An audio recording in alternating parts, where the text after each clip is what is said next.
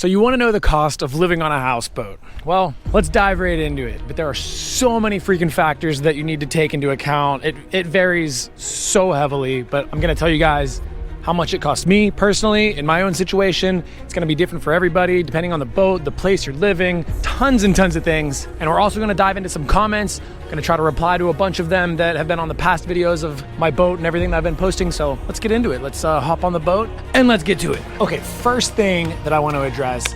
Tons of comments on the past few videos of everybody saying, Brandon, that's not a houseboat. You don't have a houseboat. You should Google what a houseboat is. That's a cabin cruiser.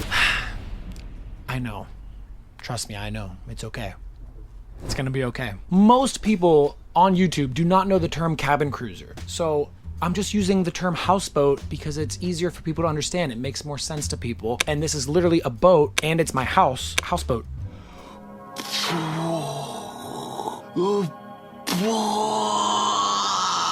I know, it's a cabin cruiser, but we're calling it a houseboat. So if you don't like it, don't know what to tell you. Tough luck. But anyways, let's get straight into it. The cost of living on a boat. This boat is a 2007 Cruisers Yachts 300 CXI. It's 31 foot long overall with a 10-foot beam. So it's a little bit too big for the highway. Legally, you can get oversized load permits, but we'll get into that as well. It has twin V8 motors, a generator, onboard air conditioner, heat, full bathroom, full kitchen, everything that you need. Also has a shower, a little bit small of a shower, but it has every single thing I could possibly need. Also included a tri-axle trailer, which is worth about $9,000. And further into this video, you're gonna understand why having a trailer is super, super important financially, logistically, and a lot of other lees. And why am I living on a houseboat, you might ask? I've lived the last 6 years traveling around in a converted school bus, converted ambulance, and a converted minivan. So I'm used to really small spaces. And before that, I did have houses and I just found myself almost never using them. Between working full time, traveling on the weekends, and I'd get home from work, I'd go straight to the gym or go out with friends. And I feel like I was in my house like 5 to 10% of the time that I owned the house. So to me, having a house just seemed like a big waste of time. I also don't have kids, don't have a girlfriend. It's just me, so I have nothing to do but what I want to do. I guess that's another pretty important factor to consider in all of this. Another big expense that I had right up front was getting the boat delivered from Summersville Lake in West Virginia up to Beaver, Pennsylvania. I didn't have a vehicle that could tow my boat because it's about, on the trailer, everything included, I think it's around 14,000 pounds, and I didn't have a truck that can tow that. So I had to pay a transport company $1,100. So they got the oversized load permits, all the necessary legal requirements, and they drove down to West Virginia, picked up the boat, drove it back here, which was about 4 hours of driving for $1,100. Big expense, but it would have been much bigger if I didn't have the trailer included with it. The next most important thing, dockage fees. Adds up pretty quick. This varies super, super heavily all over the world, all over the United States. But where I'm at in Pennsylvania, I'm in the outskirts of the city. I'm 2 dams away from the city. And at my marina, they charge $54 a foot for the season. So it's a 6-month season, April 15th to October 15th. Dang, helicopter. There's never helicopters around here except for when I want to film.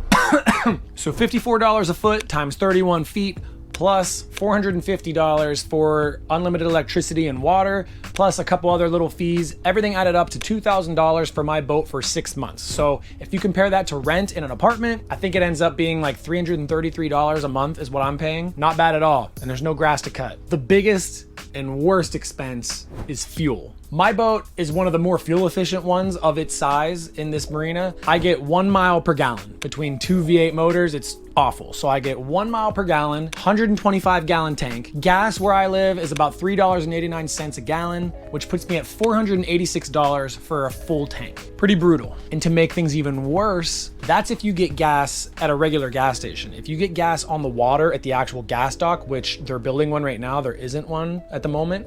But when you fill up on the water, it's usually between $1 and $3 more per gallon. So that can get upwards of $750 to fill my 125 gallon tank. And this thing burns through it so freaking fast. In one day, I can easily spend over $100 in fuel, not even going many places. That's cruising out to a spot, dropping an anchor, hanging out with friends, cruising to another spot, dropping anchor, hanging out. It's not a boat to be cruising around all the time. It eats fuel like crazy. In my head, I try to justify it by thinking I'm only spending $2,000 for 6 months of living. So I kind of just factor in the gas costs into my rent, which makes me not feel so bad about it. I kind of assume I'll be spending maybe, I don't know, $500 to $1,000 on gas every month and a half, depending on how long I'm here. Most of the big boats here, they're rated in gallons per hour because that's how much they burn. Like I said, mine's one of the few that actually gets 1 mile per gallon. A lot of them don't even get 1 mile per gallon. They're way worse than mine. Winter storage.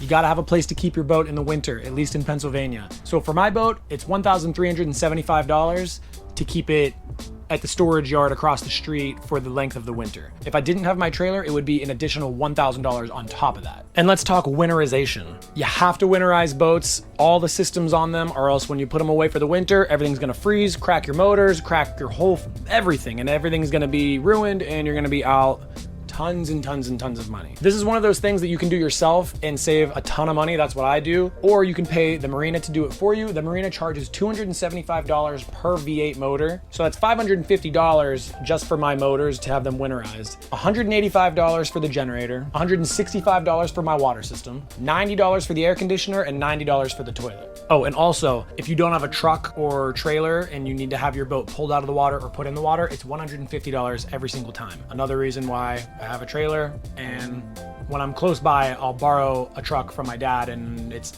barely able to do this boat, but just enough. So saves me $150 every time I put it in and out. Another cost that I personally had, and a reason that I got the boat for a little bit cheaper, is because it needed a lot of upgrades. It had a lot of the stock equipment in it, like the stock sound system, which was completely garbage. So I upgraded the entire sound system, which in my opinion is the most important part of a boat. Having a nice sound system means your boat goes faster, more horsepower, more torque, all the good things. Speakers do it all.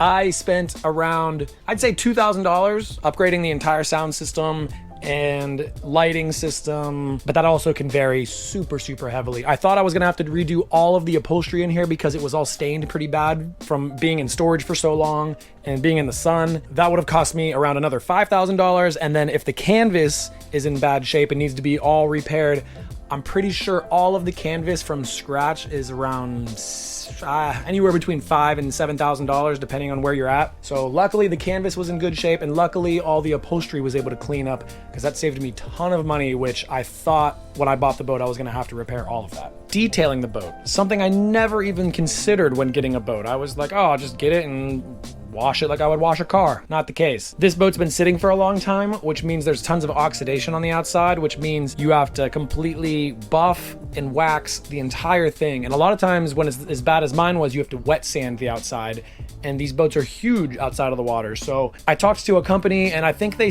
quoted me at around $1,800 to do the buffing and waxing and sanding on the outside of the boat. And I said, absolutely not. I'm going to do it myself. Anything that I can do myself, I will do myself to save myself money, unless it's something super intricate that I don't understand. But wet sanding, buffing, and waxing, it took me, and my dad helped me out. It took us a good while, but we got it done. Definitely didn't do as good of a job as a company would have done, but saved myself almost $2,000 right there. Bottom painting a boat. Another thing, keeping your boat in the water, you need to have this special bottom paint on the boat. It's the black paint that you see on the bottom of boats if you see them outside of the water. Not many people would ever even pay attention to it, but it basically stops any moisture from finding its way in through tiny little holes into the hull and creating little bubbles. It saves from growth all over the bottom of the boat that just starts destroying everything. So mine needed new bottom paint, so I had to sand it all off, which took forever, and repaint it on, and just 1 gallon of the paint was $175. And then to have the marina do it is about $1,200 in labor. So that's another thing that I did myself, saved myself $1,200. Still had to buy the paint for $175, but anything I can do to save myself some money on this thing, you can bet your ass I'm gonna do it. A boat survey. It's basically like getting a home inspection on a house. So before you buy the boat, you basically need to get a boat survey if it's a bigger boat. If it's a smaller boat, you can get away with just doing your own due diligence and making sure everything's cool, and it's kind of a risk that you're taking. But on a bigger boat like this, to get insurance on a boat of this size, most insurance companies, if not all of them, are gonna want an official licensed boat surveyor to come out and do a full survey to make sure the boat's actually in good shape or bad shape and find everything that's wrong with it so they know what they're insuring. And that cost me $1,150 for a guy to drive down to West Virginia with me, do a 7-hour inspection on the boat, which is kind of nice. It gave me peace of mind, but at the same time, it hurt to have $1,150 just poof, fly away just like that. So that's another expense that I wasn't expecting. For my insurance, I got quoted anywhere between $3,000 and $5,000 from about 8 different companies, and I finally found one that actually took the right information from me, and I pay $500. I think it's $550 for the entire year. The other companies were taking the horsepower of my boat and saying that my boat can do ridiculous speeds, which it's so heavy there's no way it ever could. And they were just going by what was written on paper, and they were like, well, we have to charge you $5,000 for insurance because your boat's super, super fast. It's a giant, heavy, slow boat, but they just, I don't know, they don't take that in consideration. But $550 for insurance for the year. Another one to add to the list. The main ticket item, the price of the boat. My boat was $58,000. And before you get too scared and say, that's ridiculous amount of money, there's something that you need to know that a lot of people do not know. Boat loans are more like mortgages than car loans. So the loans can stretch all the way up to 20 years. That's how a lot of people afford these gigantic boats. I've always wondered myself, how are people affording these huge boats? It just doesn't make any sense to me. Found out that loans can go all the way up to 20 years, which makes your payment super tiny. And you can also get a lot of older boats that have all the same amenities as my boat for substantially cheaper. I just wanted to get something a little bit newer, a little bit more reliable. I've had older boats in the past and I wanted to stay away from that, but you can literally get every single amenity that I have on my boat and you can spend a fraction of what I've spent. So to break it down, $58,000 for the boat, $1,100 for transport, $1,150 for the boat survey, $2,000 in upgrades and repairs, $486 for one full tank of gas, $2,000 for dockage, $4,000 for taxes on the boat, and $550 for insurance. I'm sure I'm forgetting a lot of miscellaneous things in there, but that puts us at a total of $69,286. And if I didn't do certain things myself, it would be an additional $6,605 if I had the marina do things for me and other companies doing things for me. So I saved myself over $6,000. I'm still into this thing for a ton of money. I personally have a huge passion for being on the water, and it's worth every single freaking penny for me. If you guys are interested in living on a boat, it doesn't need to be a $58,000 boat. You can get a boat for $7,000 that is very similar to this, just a lot older. You can get a boat for $100,000. There's so many different ways to go about it. One more piece of advice though is if you are actually considering getting a boat that you want to live on full time, check with your marinas near you, because a lot of marinas do not allow live aboard boats, so living on them full time. A lot of places do not allow that. Mine does, even though I'm not even here. I've been traveling and taking some trips here and there, so I haven't been here very much. But that's one more thing to consider. But I personally can't recommend it enough. Just do as much research as possible on your own of every boat that you're interested in. Go look at a ton of boats, see what's right for you. Maybe you don't need as big of a boat as you thought. Honestly, this is more boat than I need. I don't think I'd ever need to go bigger than this. Definitely go see some boats in person. Talk to your marina. Check out getting loans on boats, because can save you a lot of money out of pocket every single month instead of just dumping a big lump sum of cash to buy a boat, which most people think that you have to do, but you don't. Somebody in the comments asked me how I liked the electric cooktop in the kitchen versus my propane that I had in my ambulance and my school bus. I'll always prefer propane, but honestly, the electric cooktop's not that bad. It heats up pretty quick.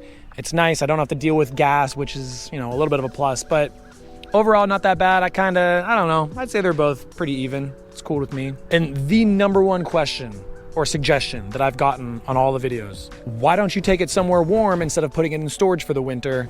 The simple reason is the cost. To take this via river all the way to the Gulf of Mexico from Pittsburgh, I've done rough math on it, and it would be about $8,000 of fuel alone. And that's not considering any maintenance that I'd have to do or any other expenses such as paying dockage fees to stay overnight at other marinas. It would cost so much freaking money to take this via river one way, about $8,000 down to the Gulf of Mexico. One thing I have considered is if I pay another transport company to put it on my trailer and drive it down to like a warmer lake somewhere south. But even then, I spent $1,100 for a 4-hour drive from West Virginia to Pennsylvania. So I can't imagine how much it would cost to get the boat shipped somewhere far south. It's going to be a ton of money no matter which way I do it. I'm debating if, YouTube does not pay me very well at all. I'm making almost no money on here. I just get a couple brand deals here and there, and that's honestly what keeps me going. But the actual revenue from the ads on YouTube videos is barely paying me anything. So if that does pick up and maybe these boat videos start to take off, then I don't know, maybe I can have the funds to pay a transporter to take this thing down somewhere south. But for now, my plan is to put it in storage across the street for the winter and maybe fly down to South America where it's cheap to live for the winter. Not sure yet. Yeah, hope you guys enjoyed this cost breakdown. Drop any questions or comments you guys have down below. I'll try to answer some more in the future videos. Thank you guys. I hope I have inspired some of you guys to maybe live on a boat. It's awesome, or giving you just more insight as to what it is to live on a boat. Thank you guys. Appreciate you all, and I will catch you for the next one.